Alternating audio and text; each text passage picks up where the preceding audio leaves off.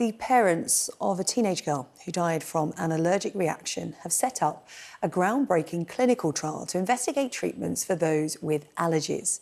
Natasha Ednan-Laperouse died after a severe reaction to a baguette bought from a pret-a-manger store back in 2016. She was allergic to sesame. It wasn't listed on the ingredients at the time, as was the law. We'll get into the details of that in a moment.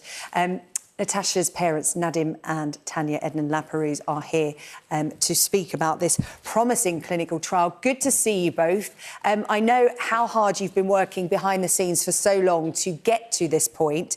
Nadim, perhaps you can tell us about this trial and its starting point.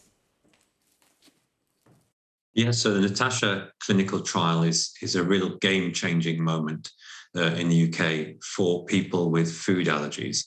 It is basically a huge trial across 5 university hospitals from the north of England down to the south of England, where we're going to show that actually you can use normal shop-bought foods to be desensitized to the very foods that you're allergic to.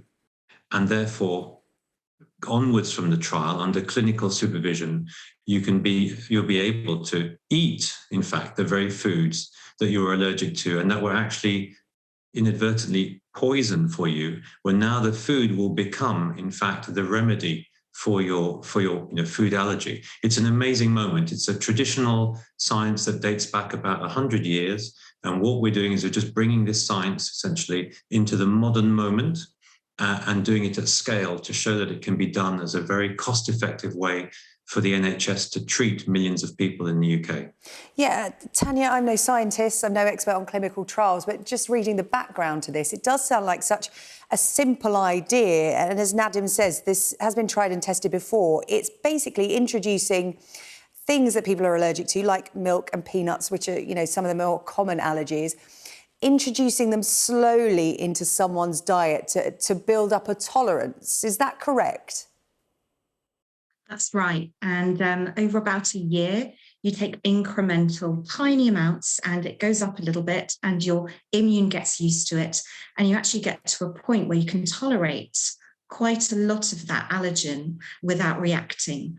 And it's like Nad said, it's something that's been around for a long time, but it could make such a big difference, because if we think of people with food allergies, and the smallest amount of food can actually hospitalize them or even kill them, with this treatment, we don't have to worry about may contain labels, we don't have to worry about cross-contamination, and they can actually even eat that food every single day to stay out of allergy. Yeah, Nadim, obviously the goal here is to save lives, but it's also to change lives as well, because obviously you lived with this because of Natasha and her allergy to sesame, and she had to be very careful when she ate out, and she was literally making life or death decisions. So just talk to me about, if this was to be successful, how life-changing it would be for hundreds of thousands of people, because food allergies are much more common than many people realise. That's right. It's just really important for your listeners and viewers to know that food allergy is a disease of the immune system, and not to confuse this with vegetarianism or veganism, which are lifestyle choices. And we're talking about food allergy, which can kill you or seriously hospitalize you. And the numbers of people who are food allergic in the UK, and indeed in most developed countries of the world, are shooting up to, and also not in terms of the numbers alone, but what they're allergic to. So people are allergic to so many different foods. When I think when we were all children growing up, maybe we knew somebody who was allergic to peanuts, but now it's moved on a lot.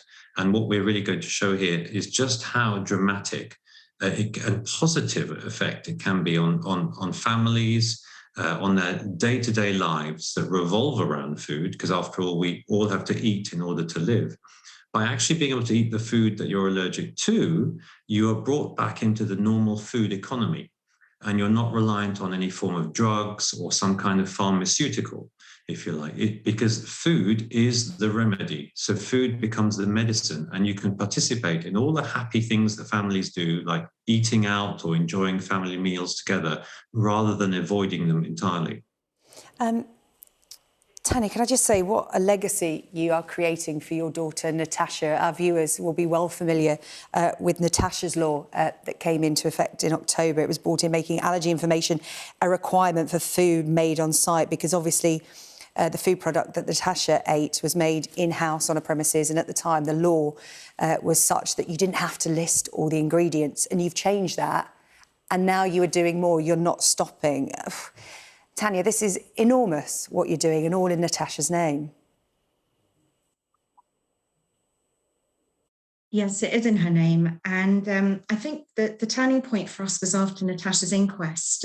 We had no idea that the numbers of allergies, people with allergies being diagnosed with them, had gone up in the last 2 decades as they had done. And we received so many letters from families saying, what's happened to you is what we fear the most, and we live in fear every day.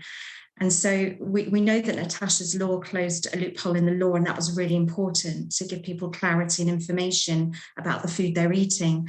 But really, you know, there's so much more that needs to be done, and this will directly impact a lot of people, and just take that the terrible stress that people with food allergies live with, and we hope that will take it away so they can just have more hope of leading more normal lives. Well, That's Tanya, right. I think no, we want please, to say that it's so important that the idea of normal lives.